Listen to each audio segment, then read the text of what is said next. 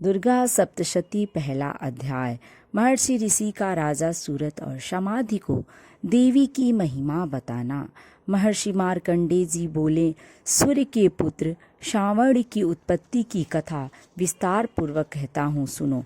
शावणी महामाया की कृपा से जिस प्रकार मनवंतर के स्वामी हुए उसका हाल भी सुनो। पहले स्वारोचिस नामक मनवंतर में चैशवंशी सूरत नाम के एक राजा थे। सारी पृथ्वी पर उनका राज्य था। वह प्रजा को अपना पुत्र के समान मानते थे, तो भी कोलादिवंशी राजा उनके शत्रु बन गए। दुष्टों को दंड देने वाले राजा सूरत की उनके साथ लड़ाई हुई। कोलादिवंशियों के संख्या में कम होने पर भी राजा सूरत युद्ध में उनसे हार गए। तब वह अपने नगर में आ गए।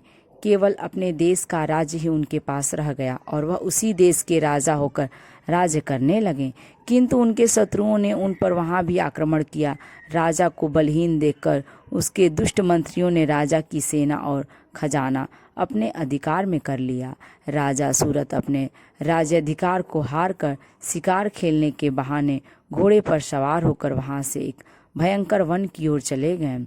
उस वन में उन्होंने महर्षि मेधा का आश्रम देखा। वहां मेधा महर्षि अपने शिष्यों तथा मुनियों से सुशोभित बैठे हुए थे और वहां कितने ही हिंसक जीव परम शांति भाव से रहते थे। राजा सूरत ने महर्षि मेधा को प्रणाम किया और महर्षि ने भी उनका उचित सत्कार किया। राजा सूरत महर्षि के आश्रम में कुछ समय तक ठहरे। अपने नगर की ममता के आकर्षण से राजा अपने मन में सोचने लगे कि पूर्व काल में पूर्वजों ने जिस नगर का पालन किया था वह आज मेरे हाथ से निकल गया। मेरे दुष्ट एवं दुरात्मा मंत्री मेरे नगर की अब धर्म से रक्षा कर रहे होंगे या नहीं। मेरा प्रधान हाथी जो कि सदा मद की वर्षा करने वाला और शूरवीर था, मेरे वैरियों के वश में होकर न जाने क्या दुख भोग रहा होगा। मेरे आज्ञाकारी नौकर जो मेरी कृपा से धन और भोजन पाने से सदैव सुखी रहते थे और मेरे पीछे पीछे चलते थे, वह अब निश्चय ही दुष्ट राजाओं का अनुसरण करते होंगे तथा मेरे दुष्ट एवं दुरात्मा मंत्रियों द्वारा व्यर्थ ही धन को व्यय करने से संचित किया हुआ मेरा खजाना एक दिन अवश्य खाली हो जाएगा। इस प्रकार की बहुत सी बातें सोचता हुआ राजा निरंतर दुखी रहने लगा। एक दिन राजा सूरत ने महर्षि मेधा के आश्रम के निकट एक वैश्य को देखा। राजा ने उससे पूछा, भाई तुम कौन हो? यहाँ तुम्हारे आने का क्या कारण है और तुम मुझे शोकग्रस्त अनमने से दिखाई देते हो, इसका क्या कारण है?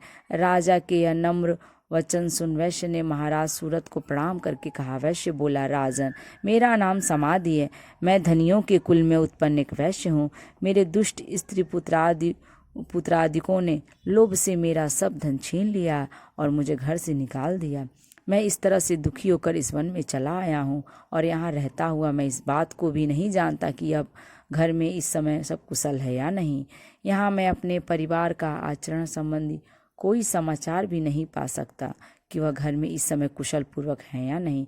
मैं अपने पुत्रों के संबंध में यह भी नहीं जानता कि वह सदाचारी हैं या दुराचार में फंसे हुए हैं। राजा बोले, जिस धन के लोभी स्त्री पुरुषों ने तुम्हें घर से निकाल दिया है, फिर भी तुम्हारा चित्त उनमें क्यों प्रेम करता है? वैश्य ने कहा, मेरे विषय में आपका ऐसा कहना ठीक है, किंतु मेरा मन इतना कठोर नहीं है। यद्यपि उन्होंने धन के लोभ में पड़कर पितृस्नेह को त्याग कर मुझे घर से निकाल दिया है, तो भी मेरे मन में उनके लिए कठोरता नहीं आती। हे महामते, मेरा मन फिर भी उनमें क्यों फंस रहा है? इस बात को जानता हुआ कि मैं नहीं जान रहा, फिर मेरा चित्त उनके लिए दुखी है। मैं उनके लिए लंबी लंबी सांसें ले रहा हूँ। उन लोगों में प्रेम नाम को नहीं है, फिर भी ऐसे निस्नेहियों के लिए मेरा हृदय कठोर नहीं होता। महर्षि मार्कंडेय जी ने कहा, हे ब्राह्मण। इसके पश्चात महाराज सूरत और वह वैश्य दोनों महर्षि मेधा के समीप गए और उनके साथ यथा योग्य न्याय संभाषण करके दोनों ने वार्ता आरंभ की। राजा बोले, हे भगवान, मैं आपसे एक बात पूछना चाहता हूँ, सो आप कृपा करके मुझे बताइए। मेरा मन मेरे अधीन नहीं है, इससे मैं बहुत दुखी हूँ।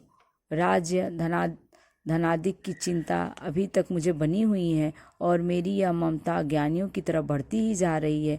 यह समाधि नामक वैश्य भी अपने घर से अपमानित होकर आया है, इसके स्वजनों ने भी इसका त्याग कर दिया है। स्वजनों ने त्याग किया वह भी यह उसके हार्दिक प्रेम रखता है। इस तरह हम दोनों ही दुखी हैं। हे महाभाग, उन लोगों के अवगुणों को देखकर भी हम दोनों के मन में उनके लिए ममता जनित आकर्षण उत्पन्न हो रहा है। हमारे ज्ञान रहते हुए भी ऐसा क्यों है? अज्ञानी मनुष्यों की तरह हम दोनों में यह मूर्खता क्यों है? महर्षि मेधा ने कहा, विषम मार्ग का ज्ञान सब जंतुओं को है। सबों के लिए विषय पृथक पृथक होते हैं। कुछ प्राणी दिन में नहीं देखते हैं, कुछ रात को, परंतु कोई जीव ऐसे हैं जो दिन तथा रात दोनों में देख सकते हैं। यह सत्य है कि मनुष्यों में ज्ञान प्रधान है, किंतु केवल मनुष्य ही ज्ञानी नहीं होता, पशु पक्षी आदि भी ज्ञान रखते हैं। जैसे यह पशु पक्षी ज्ञानी है, वैसे ही मनुष्य का ज्ञान है, और जो ज्ञान मनुष्यों में है वैसे ही पशु पक्षियों की ओर देखो कि अपने भूख से पीड़ित बच्चों की चोंच में कितने प्रेम से अन्न के दाने डालते हैं। हे राजन, ऐसा ही प्रेम मनुष्यों में अपनी संतान के प्रति पाया जाता है। लोभ के कारण अपने उपकार का बदला पाने के लिए मनुष्य पुत्रों की इच्छा करते हैं और इस प्रकार मोह के गड़े में गिरा करते हैं। भगवान श्री हरि की जो माया है उसी से यह संसार मोहित हो रहा है। इसमें आश्चर्य की कोई बात नहीं, क्योंकि वह भगवान विष्णु की योग निद्रा है। यह माता ही तो हैं जिनके कारण संसार मोह में जकड़ा हुआ है। यही महामाया भगवती देवी ज्ञानियों के चित्त को बलपूर्वक खींचकर मोह में डाल देती हैं और उसी के द्वारा संपूर्ण जगत की उत्पत्ति होती है। यही भगवती देवी प्रसन्न होकर के मनुष्य को मुक्ति प्रदान करती हैं। यही संसार के बंधन का कारण है तथा संपूर्ण ईश्वरों की भी स्वामिनी है। महाराज सूरत ने पूछा, भगवान वह देवी कौन सी हैं जिसको आप महामाया कहते हैं? हे ब्राह्मण, वह कैसे उत्पन्न हुई और उनका कार्य क्या है? उसके चरित्र कौन कौन से हैं प्रभु? उसका जैसा प्रभाव हो, जैसा स्वरूप हो, वह सब ही कृपा करके मुझसे कहिए, मैं आपसे सुनना चाहता हूँ। महर्षि मेधा बोले, राजन, वह देवी तो नित्य स्वरूपा हैं। उसके द्वारा यह संसार रचा गया है, तब भी उसकी उत्पत्ति अनेक प्रकार से होती है। वह सब आप मुझसे सुनो। वह देवताओं का कार्य सिद्ध करने के लिए प्रकट होती हैं। उस समय वह उत्पन्न हुई कहलाती हैं। संसार को जलमय करके जब भगवान विष्णु योग निद्रा का आश्रय लेकर शिष्य शैया पर सो रहे थे, तब मधु कैटभ नाम के 2 असुरों ने उनके कानों के मैल से प्रकट हुए और वह श्री ब्रह्मा जी को मारने के लिए तैयार हो गए। श्री ब्रह्मा जी ने जब उन दोनों को अपनी ओर आते देखा और यह भी देखा कि भगवान विष्णु योग निद्रा का आश्रय लेकर के सो रहे हैं, तो वह उस समय श्री भगवान के जगाने के लिए उनके नेत्रों में निवास करने वाली योग निद्रा की स्तुति करने लगे। श्री ब्रह्मा जी ने कहा, हे देवी, तुम ही स्वाहा, तुम ही स्वधा और तुम ही वटस्कार हो। स्वर भी तुम्हारा ही स्वरूप है। तुम ही जीवन देने वाली सुधा हो। नित्य अक्षर प्रवण में आकार, उकार, मकार, इन तीनों में माताओं के रूप में तुम ही स्थिर हो। इसके अतिरिक्त जो भी बिंदुपत अर्धमात्रा है, जिसका कि विशेष रूप से उच्चारण नहीं किया जाता है, हे देवी, वह भी तुम ही हो। हे देवी संध्या, सावित्री तथा परम जननी तुम ही हो। तुम इस विश्व को धारण करने वाली हो। तुमने ही इस जगत की रचना की है और तुम ही इस जगत का पालन करने वाली हो। तुम ही कल्प के अंत में सबको भक्षण करने वाली हो। हे देवी, जगत की उत्पत्ति के समय तुम सृष्टि रूपा हो, पालन काल में स्थित रूपा हो और कल्प के अंत में संहार रूप धारण कर लेती हो। तुम ही महाविद्या, महामाया, महामेधा, महारात्रि और मोहरात्रि हो। श्री ईश्वरी और बोध स्वरूपा बुद्धि भी तुम ही हो। लज्जा, पुष्टि, तुष्टि, शांति और क्षमा भी तुम ही हो। तुम खड़ग धारणी, शूल धारणी, घोर रूपा तथा गदा, चक्र, शंख और धनुष के धारण करने वाली हो। बाण, भुषुंडी और परिश, यह भी तुम्हारे ही अस्त्र हैं। परि, तुम सौम्य और सौम्यंतर हो। यही नहीं बल्कि जितनी भी सौम्य तथा सुंदर वस्तुएं इस संसार में हैं, उन सबसे बढ़कर सुंदर हो। पर और अपर सबसे पर रहने वाली सुंदर तुम ही हो। हे सर्वस्वरूपे देवी, जो भी सत असत पदार्थ हैं और उनमें जो भी शक्ति है वह तुम ही हो। ऐसी अवस्था में भला तुम्हारी स्तुति कौन कर सकता है?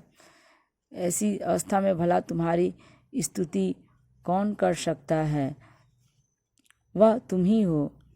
इस संसार की सृष्टि, पालन और संहार करने वाले जो भगवान हैं, उनको भी जब तुमने निद्रा के वशीभूत कर दिया तो फिर तुम्हारी स्तुति कौन कर सकता है? मुझे भगवान विष्णु तथा भगवान शंकर को शरीर धारण कराने वाली तुम ही हो। तुम्हारी स्तुति करने की शक्ति किसमें है?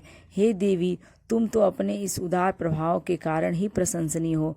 मधु और कैटभ जो भयंकर असुर हैं, इन्हें तो मोह में डाल दो और श्री हरि भगवान विष्णु को भी जल्दी जगा दो और उनमें इनको मार डालने की बुद्धि भी उत्पन्न कर दो। महर्षि मेधा बोले, हे राजन, जब श्री ब्रह्मा जी ने देवी से इस प्रकार स्तुति करके भगवान को जगाने और मधु कैटभ को मारने के लिए कहा तो वह भगवान श्री विष्णु के नेत्र, मुख, नासिका, बाहु, हृदय और वक्षस्थल से निकल श्री ब्रह्मा जी के सामने खड़ी हो गईं। उनका ऐसा करना था कि भगवान श्री हरि तुरंत जाग उठे और दोनों असुरों को देखा, जो कि अत्यंत बलवान तथा पराक्रमी थे और मारे क्रोध के, जिनके नेत्र लाल हो रहे थे और जो ब्रह्मा जी का वध करने के लिए तैयार थे।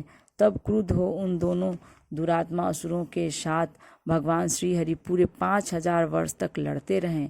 एक तो वह अत्यंत बलवान तथा पराक्रमी थे, दूसरे महामाया ने भी उन्हें मोह में डाल रखा था। अतः वह श्री भगवान से कहने लगे, हम दोनों तुम्हारी वीरता से अत्यंत प्रसन्न हैं, तुम हमसे कोई वर मांगो। भगवान ने कहा, यदि तुम मुझ पर प्रसन्न हो तो अब तुम मेरे हाथों से मर जाओ। बस इतना सा ही वर मैं तुमसे मांगता हूँ, यहाँ दूसरे वर से क्या प्रयोजन है? महर्षि मेधा बोले, इस तरह जब वह धोखे में आ गए और अपने चारों ओर जल ही जल देखा तो भगवान श्री हरि से कहने लगे, जहाँ पर जल न हो, सूखी जमीन हो, उसी जगह हमारा वध कीजिए। महर्षि मेधा कहते हैं, तथास्तु कहकर भगवान श्री हरि ने उन लोगों को अपनी जांघ पर लिटाकर उन दोनों के सिर काट डाले। इस तरह से यह देवी श्री ब्रह्मा जी की स्तुति करने पर प्रकट हुई थीं। अब तुमसे उनके प्रभाव का वर्णन करता हूँ, सो सुनो। इस तरह पहला अध्याय पूर्ण हुआ। यदि वीडियो अच्छी लगी तो लाइक करें और यदि मेरे चैनल पर नए हैं तो इसे सब्सक्राइब करें।